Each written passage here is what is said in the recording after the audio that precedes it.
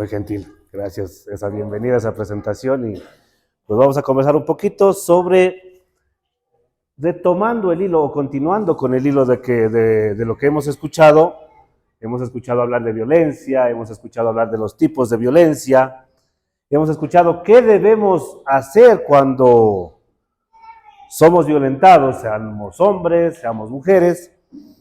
Me gustaría a mí topar este tema que es el punto final de la violencia, el femicidio. El femicidio es la cúspide de la violencia, el final negativo de la violencia.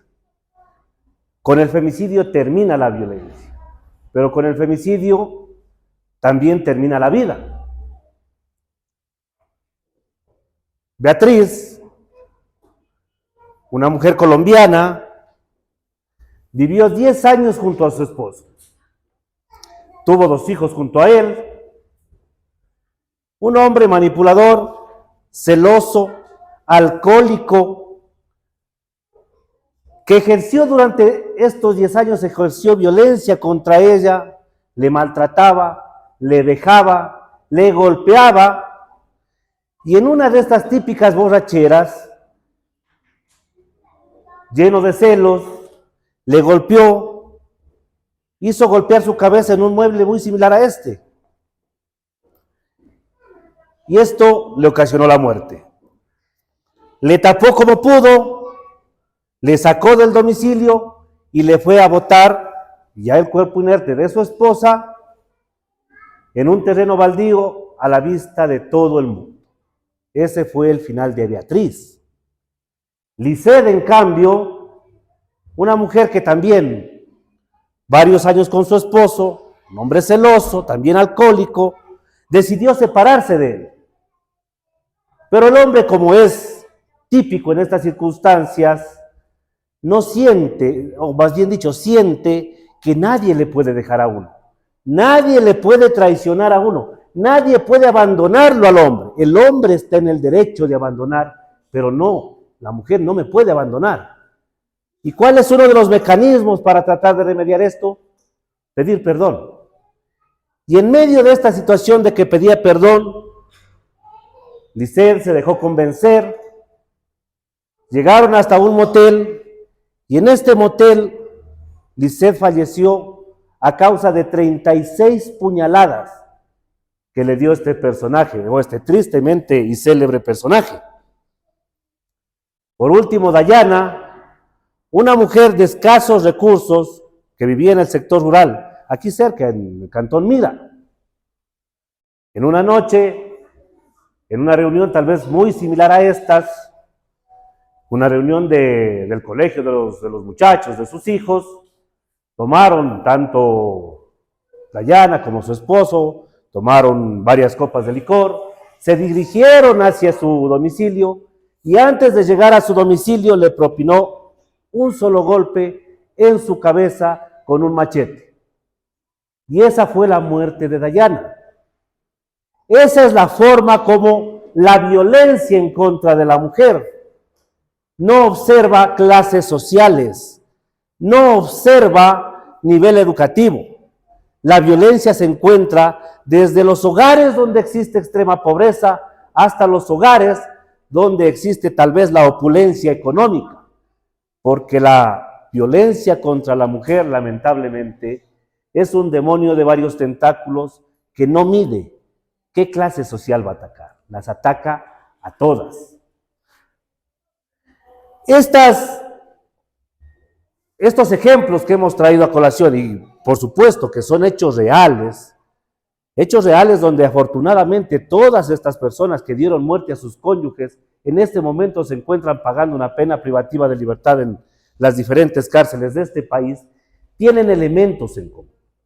Uno de estos elementos en común es que la muerte de ellas se dio por el hecho de ser mujer. ¿Por qué el femicidio es una palabra tal vez muy nueva? Por lo menos dentro de las leyes penales ecuatorianas es una palabra muy nueva que no está más allá de unos 5 o 6 años, porque lamentablemente las mujeres que morían en accidentes de tránsito O las mujeres que morían no por violencia doméstica o violencia de género, sino morían por el hecho de quererle robar su celular. Y por quererle robar su celular, muchas veces el delincuente, la persona pone oposición, la mujer pone oposición, el delincuente termina matándole.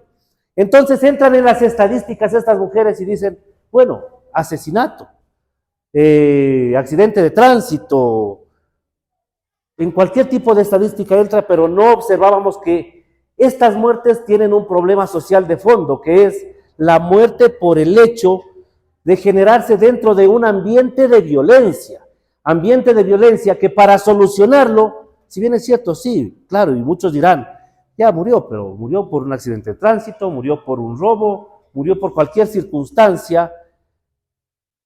El hecho de que se diga el femicidio no le devuelve la vida, claro, no le devuelve la vida, pero al Estado, o a los estudiosos, a los sociólogos, a los psicólogos, a los antropólogos, le es importante esta estadística porque desde la estadística se va a tratar de solucionar un problema o por lo menos se van a crear proyectos o se van a generar ideas con el fin de cómo evitamos de que la mujer muera por el hecho de ser mujer. Entonces dirá, claro, ¿cómo una persona puede morir por el hecho de ser mujer? Muere por el hecho de ser mujer, ¿por qué? Porque el hombre llegó a un punto, su mente, que cosificó. La mujer ya no es un ser humano, la mujer es una cosa que en este momento me está cocinando, en este momento me está lavando, en este momento me está planchando y en este momento me está atendiendo mis necesidades biológicas o sexuales, pero no deja de ser una cosa. Y esta cosificación es lo que hace que la mujer, por el hecho de ser mujer en algún momento, cuando sufre violencia, termine inerte a causa de la violencia que genera, en este caso, el hombre dentro de su círculo familiar. Otro elemento, pasemos a la siguiente. Otro elemento que es común en los casos de Dayana, de Beatriz, de Lisette, que les acabo de contar, es la relación de poder.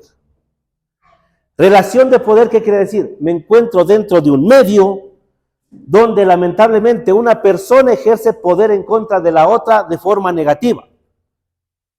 Y para aclarar la idea, muchos pensaremos y diremos tal vez, pero toda relación de poder es mala. Y lamentablemente no es así, o positivamente más bien dicho así. Las relaciones de poder son las que hacen funcionar a la sociedad. El mundo no gira si no es a través de una relación de poder. Partamos del ejemplo básico, el hogar, la familia, el núcleo de la sociedad que es la familia. En la familia existe relación de poder positiva. ¿Por qué? Porque, por ejemplo, la indisciplina de los niños tiene que ser corregida. Porque si no corregimos la indisciplina de los niños, estamos tal vez criando futuros delincuentes. Entonces es importante esta relación de poder porque tanto padre y madre tienen el poder de corregir. Y esta relación de poder entre padres y niños, siempre y cuando no genere violencia, es positiva. Existe relación de poder, por ejemplo, en los trabajos. En los trabajos, desde un restaurante pequeño, una tienda pequeña, hasta las grandes empresas requieren esta relación de poder, donde los directores son los que toman las decisiones importantes, los que dan las directrices a sus empleados con el fin de que la empresa genere utilidad, para que esta utilidad pueda ser repartida a través de los salarios para los trabajadores. Esta es una relación de poder positiva.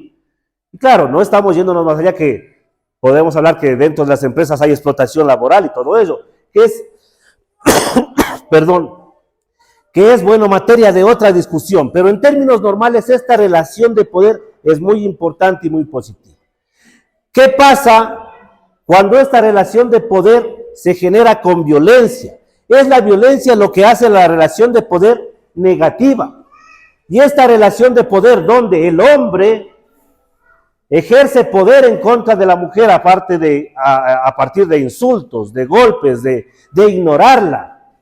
Esta relación de poder hace que lamentablemente vivamos o viva la mujer en un círculo donde más tarde que temprano puede generar en un efecto desencadenante que es la muerte de ella. Y eso es precisamente lo que tratamos a través de estas capacitaciones, por lo menos tratamos de hacer comprender a las familias o a las mujeres de que las relaciones de poder cuando se ejercen con violencia no son sanas, que el hombre que pide perdón no solo basta con que pida perdón.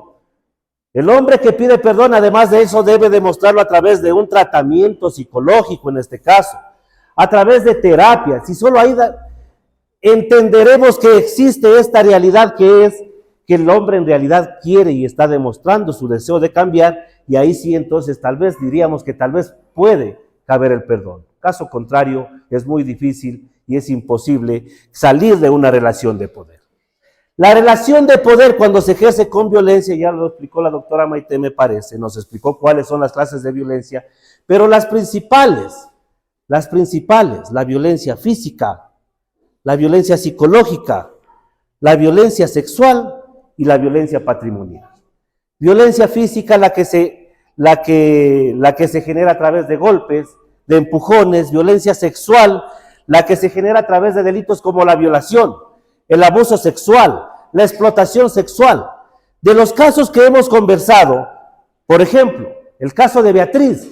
Beatriz era una persona que sufría de mucha violencia sexual por explotación sexual, porque su esposo, quien estaba llamado a cuidarla, este hombre la explotaba sexualmente. Llegaba con sus amigos a su domicilio y le obligaba y le exigía que tenga relaciones sexuales con sus amigos a cambio de dinero. Entonces, ese tipo de violencia, que ella no lo denunció en su momento, generó y desembocó en su muerte. Y por último, la violencia patrimonial. La violencia patrimonial, aquella en la cual, y esto pasa tal vez en más del 60% de hogares, donde la mujer depende económicamente del hombre. Y el hecho de que el hombre y la mujer se dedica a las tareas del hogar. Y resulta que el hombre no le quiere dar para un pintalabios, no le quiere dar muchas veces para sus toallas sanitarias, muchas veces incluso le limita la alimentación. Esa es una violencia psicológica traducida en no otorgarle los recursos necesarios para su normal subsistencia. Todos estos tipos de violencia dentro de la relación de poder es uno de los elementos comunes del femicidio. Nosotros, señores, señoras, nos encontramos en un mundo violento. La violencia, pasemos a la siguiente. La violencia nace prácticamente con la misma humanidad. Grandes imperios fueron conquistados a través de la violencia. Grandes imperios cayeron a través de la violencia. Las cruzadas que fueron guerras guerras con el fin de establecer la religión católica como una de las más importantes, se realizaron a través de la violencia. Tenemos el caso que todos conocemos y que nos relata la Biblia. Caín mató a su hermano. Desde ahí nosotros observamos que desde los mismos orígenes de la sociedad, desde los mismos orígenes de la humanidad, la violencia se ha encontrado presente. Y claro, puede parecer utopía decir que a través de estas charlas o a través de capacitaciones vamos a erradicar la violencia. Pero esta utopía también tiene que ser el deseo y la aspiración de todos para erradicar la violencia. Y un granito menos. Una familia que cambie su forma, su estilo de vida por el hecho de que existe violencia, y que logramos tal vez que en esta familia ya no la haya, que el hombre que recapacite, que la mujer haga respetar sus derechos, una sola familia por cada ciudad es un logro muy importante. ¿Quiénes son los llamados? Nosotros, todos los que nos encontramos, unos escuchando, otros exponiendo, somos los llamados a poner y aportar un granito de arena para erradicar lo que denominamos en este caso violencia de género. Pasemos a la siguiente. Foucault es un escritor que ha estudiado mucho esta situación de las relaciones de poder desde hace ya varias décadas, tal vez el más importante del mundo. Y él nos dice al definir la relación de poder, que es la que se ejerce sobre sujetos libres. Y estos sujetos libres tienen como característica no prestar resistencia, incluso presentar sumisión voluntaria o aceptar dichos actos como normales, consintiendo la opresión vil. Los niños cuando son violentados por los padres cuando son violentados por sus empleadores, los empleadores cuando son violentados por autoridades de gobierno. Todos en algún momento de nuestra vida somos la parte débil que no podemos poner resistencia. Hoy yo puedo ejercer poder, tal vez en mi domicilio, tal vez en mi hogar, con respecto a mis hijos. Sobre mí habrá un agente de tránsito que cuando salgo a circular con un vehículo o voy caminando, me puede detener, pedir la cédula sin causa justa. Fui en primer momento la parte fuerte dentro de mi hogar. Soy la parte débil cuando salgo de mi casa. Y esta persona, este agente de tránsito, también va a ser la parte débil el momento que sus superiores cometan algún grado de injusticia. Todos en algún momento de nuestra vida somos la parte débil o la parte fuerte dentro de estas relaciones de poder. Pasemos a la siguiente, por favor. Yamir nos explicaba algo de lo que es el círculo de violencia. La violencia de género se da a través de esto que nosotros denominamos la luna de miel, la tensión y la violencia. La luna de miel donde está el enamoramiento, donde está la conquista, donde está el pedir perdón, donde están las caricias, los besos, donde está el amor. Porque muchas veces sí también, y hay que reconocerlo, tal vez el hombre violento sí tiene estos actos de cariño en contra de su esposa, en contra de su, con su conviviente o con su esposa. Sí los tiene, eso no se puede negar. Pero esto pasa a la tensión, donde ya todo nos molesta, donde todo nos estorba, donde todo prácticamente genera incomodidad dentro del hogar. Y por último, esto desencadena en violencia. Y este círculo se vuelve a repetir. Y se vuelve a repetir y se vuelve a repetir de tal forma que se nos ha hecho costumbre el pedir perdón. Pero este círculo de violencia, uno tras otro, tras otro, tras otro, tras otro, nos crea lo que se llama la espiral de la violencia. Espiral de la violencia, que es la unión de varios círculos de violencia. Y se vuelve tan repetitiva la historia de pedir perdón, pasar del enamoramiento al enojo y después a la violencia, se vuelve tan repetitivo que llega un momento donde se rompe. Un espiral, todos conocemos el espiral, el que viene en los espiralados, en los poligrafiados. Llega un momento en el que se termina, pues. Está dando vueltas, dando vueltas, dando vueltas y llega un momento donde se termina. Y esto tiene dos finales. La primera es la muerte. La segunda es la denuncia. Porque esta espiral de violencia no solamente puede terminar con la muerte de la mujer.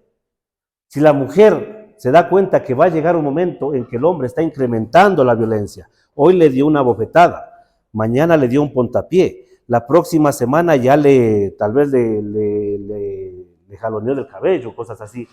La violencia siempre se incrementa y llega el incremento hasta la muerte. Y si la mujer tiene la conciencia, la voluntad y la capacidad de denunciar y hacer reconocer sus derechos, la muerte no va a ser la respuesta, porque la mujer no es la culpable de tal vez haber caído en las manos de un mal hombre, pero sí es la culpable de no defender sus derechos y a tiempo y de forma oportuna dar por finalizado esta espiral de violencia. Pasemos al siguiente.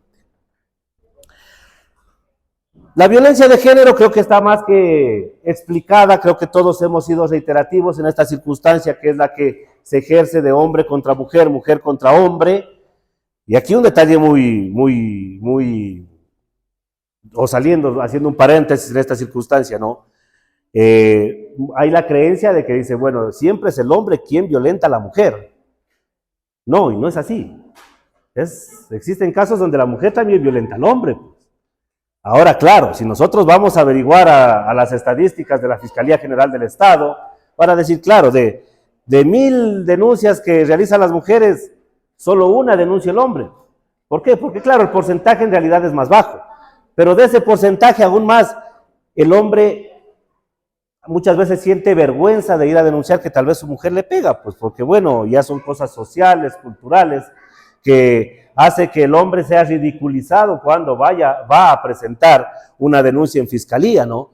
Pero las estadísticas también no mienten, y claro, la violencia física en contra de la mujer está por sobre el 95% de los casos que mujeres violentan a hombres, pero en cambio la violencia psicológica es igual.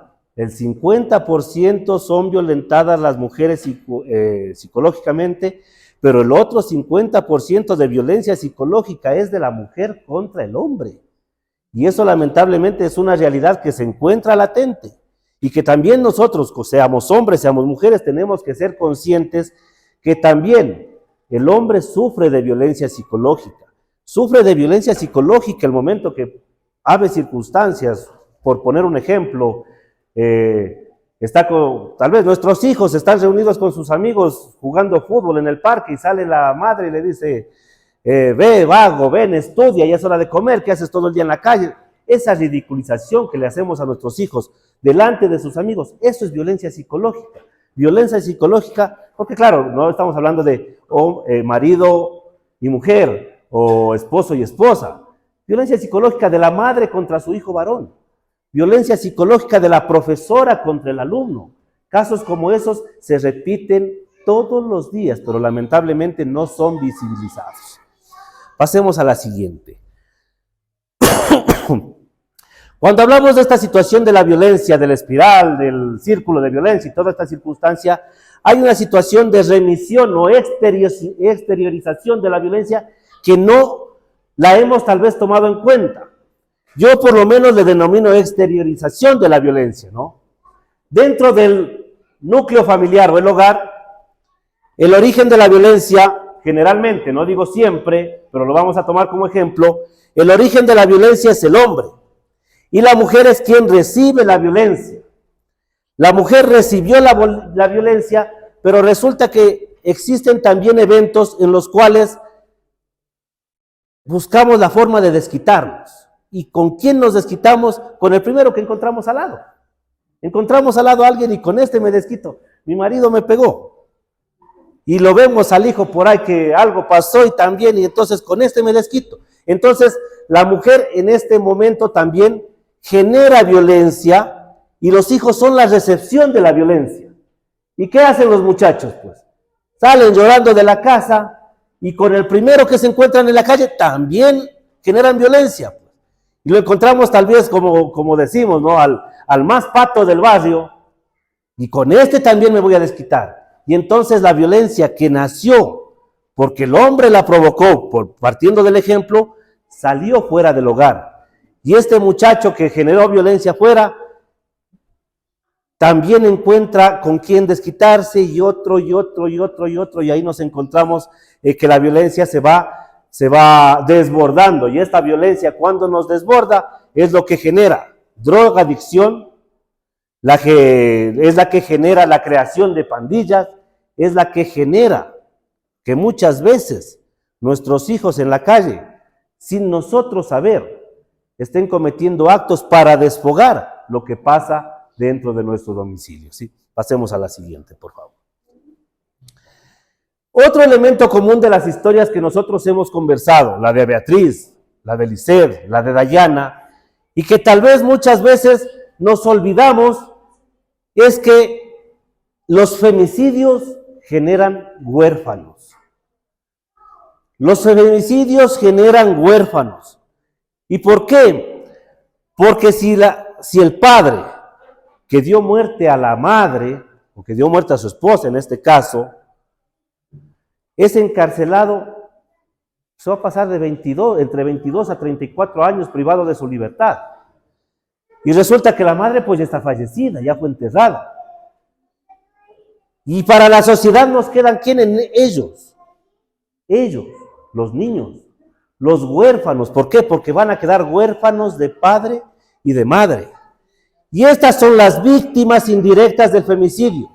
Y estas son las víctimas que nosotros como sociedad debemos tratar o de exigir al Estado, a las instituciones del Estado, que ellas son las personas que deben ser atendidas. Ya nos encontramos ahorita frente a elecciones, ya tenemos a las elecciones, creo que me parece este mes. Y claro, esto no es proselitismo político, pero sí me gustaría, por ejemplo, que tomemos conciencia cuántos de nuestros candidatos están hablando en este momento de la protección de las víctimas, de las personas que quedaron huérfanas. ¿Cuántos de ellos nos están diciendo, voy a dar protección a las víctimas de femicidio, por ejemplo, a las víctimas indirectas, a los niños?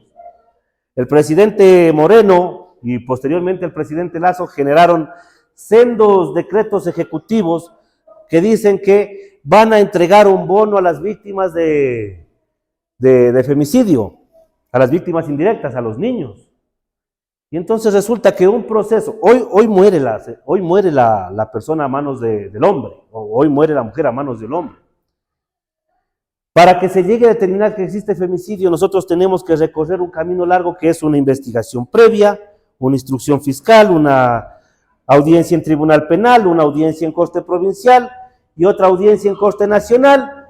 ¿Cuánto pasó todo eso? 4 o 5 años. Y mientras no existe una sentencia ejecutorial a que nos diga que esto fue femicidio, en 4 o 5 años los muchachos ya dejaron de estudiar.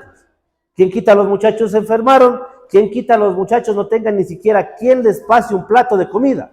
Y el Estado está observando en este momento a que pase todo ese camino recién para darle el bono que están ofreciendo. ¿Qué pasa?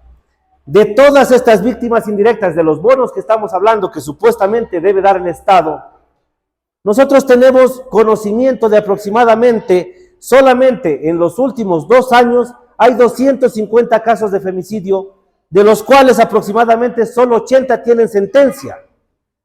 Y resulta que estas víctimas indirectas de femicidio deberían por lo menos ser 80 o 250 las que ya estén cobrando este bono.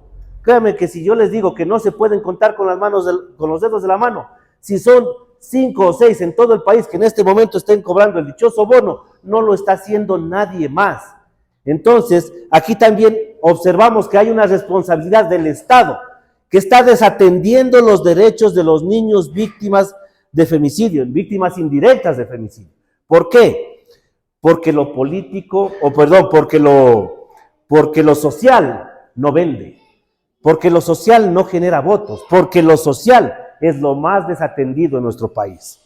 Esto solamente como una crítica muy personal de mi parte, pero, no se trata de hacer proselitismo a favor de nadie ni en contra de nadie, pero sí una crítica en contra del Estado. Y que lugares como este, las casas comunales, las casas barriales, son las llamadas, no a dar solución, pero sí a organizarse con el fin de ejercer presión hacia las autoridades locales, con el fin de generar soluciones pequeñas, pero soluciones al fin a este tipo de problemas. Pasemos a la siguiente. Decíamos, y hemos escuchado de todos, brillantes exposiciones. Yo con mucha atención he escuchado que tal vez hay esta pasión o este gusto por tratar de generar espacios donde se puedan exponer estas situaciones de violencia y de erradicar la violencia. Y todos coincidimos, y yo coincido lo mismo. ¿Cuál es la solución? Denunciar. Denunciar, sí, pero también ustedes han escuchado que desde que se denuncia hasta que tenemos una sentencia, tenemos que recorrer un debido proceso que lamentablemente va a tardar, en el mejor de los casos, unos 2 años. Es verdad, ustedes ven ahí, dice, si te gritas, si te insultas, si te humillas, no es amor, es violencia. No te quedes callado. Denuncia. Se cayó la nena.